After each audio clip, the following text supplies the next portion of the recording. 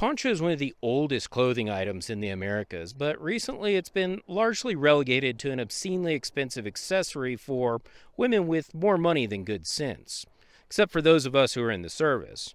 If you don't believe me, then go ahead and go find a former combat arms guy and make a disparaging mark about the poncho liner. The black eye that you receive should tell you everything you need to know. But even I had forgotten how useful the poncho is after years of being separated from the Army. So when I saw a 5-star Alterations poncho, I bought it mostly on a lark. Until I used it on a high-altitude hunting trip, and now I'll never go on another trip without it.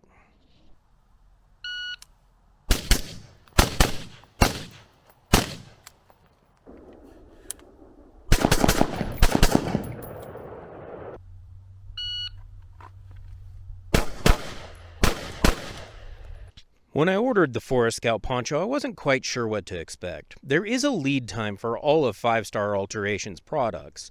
That's because he stitches and cuts everything himself. When it did get to me, the stitching was exquisite. Just to give you an idea, when my mother-in-law saw it, even she had to acknowledge the skill of his needle. But it wasn't until I got up to 9,500 feet that I really started to appreciate everything that had gone into the poncho and how good it was.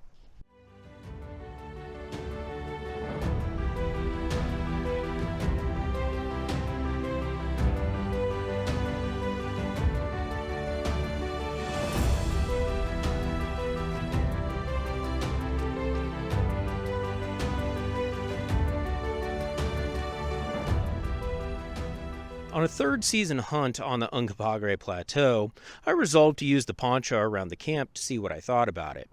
20 minutes.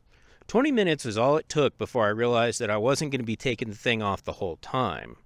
We did have some unseasonably warm days, and they reached the mid-50s, and with the breathability of the poncho, I never got too hot, and even when I was sitting down in the shade with just a t-shirt on, it was plenty warm.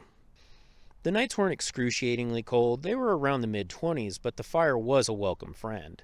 And it was there by the fire that I realized there was an advantage to the wool poncho that I hadn't considered at all, and that was embers. When an ember landed on the wool poncho, it didn't care at all, but a single ember pretty much destroyed my synthetic puffy jacket. With the poncho on, they'd just land and sit there until they cooled off, and I was none the wiser. Also, I could warm my hands next to the fire while blocking the smoke and heat from my face. 5-star's real name is Josh, and he has a really cool video that I'll link in the description where he goes over his goals that he has for 5-star in all of his designs. The poncho is oversized, so it's not going to interfere with any gear like chest rigs, holsters, or binocular harnesses. You'll still be able to access everything, and it also has the effect of obscuring everything a little bit. While it's not true camouflage, it certainly had the effect of confusing a few deer in the woods and a few boomers in my neighborhood.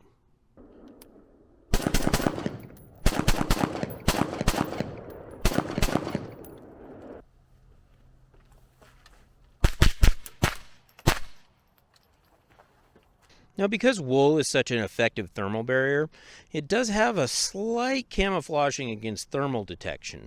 It's not perfect, but if you can manage to sit still and shut up, you're going to avoid detection a little bit easier than if you had nothing. That's part of the reason also why wool stays warm when it's wet. The air pockets locked in the wool keep it as a viable thermal barrier. When it came time to climb in my sleeping bag at night, the poncho was large enough that I could throw it over the entirety of my sleeping bag, and despite my sleeping bag being rated for 20 degrees and above, it still made for a much warmer, more comfortable night. Integrating my poncho with blaze orange that's required here in Colorado was a bit of a pain. I wouldn't mind if 5-star made a pauldron or mantle that clipped on somehow that had the requisite amount of blaze orange for Colorado and other locations. On the other hand, Colorado could just ditch the needless requirement for a blaze orange vest and stick to the hat. But then they'd have one less reason to ticket you, and we both know they're not going to give that up.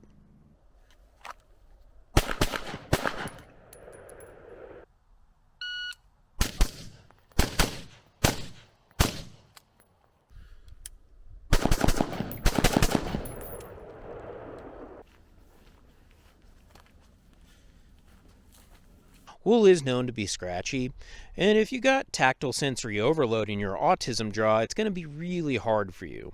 But luckily with the poncho, it keeps it mostly off my skin, particularly away from the bottom of my arms, which just drives me absolutely mad. And given that it came from a one-man operation, gives it a certain level of exclusivity that a scar owner like myself clearly craves.